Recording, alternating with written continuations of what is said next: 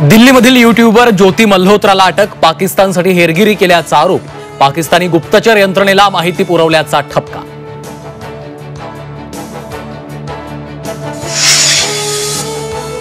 भारतानं केलेल्या हल्ल्यात नूर खान एअरबेसचं नुकसान। पाकिस्तानचे पंतप्रधान शहबाज शरीफ यांच्याकडनं अखेर कबुली। पाकिस्तानच्या पत्रकाराकडूनही पाकची पोलखोल।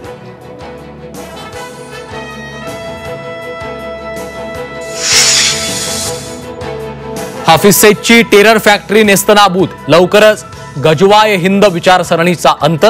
भारत दहशतवादाची पाळमुळं उखडणार।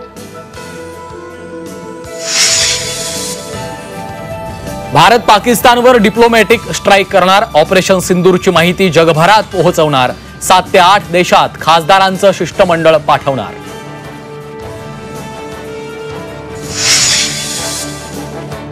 संजय राऊतांच्या नरकातला स्वर्ग पुस्तकाचं थोड्याच वेळात प्रकाशन। कार्यक्रमासाठी उद्धव ठाकरे, शरद पवार, जावेद अख्तर उपस्थित।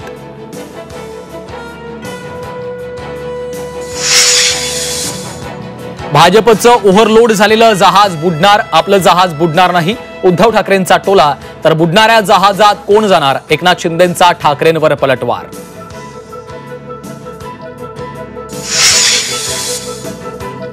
विधानसभा निवडणुकीत जिंकणार नाही अशा अफवा पसरवण्यात आल्या होत्या, त्यामुळे रात्री झोप लागायची नाही। पाणीपुरवठा मंत्री गुलाबराव पाटलांची कबुली।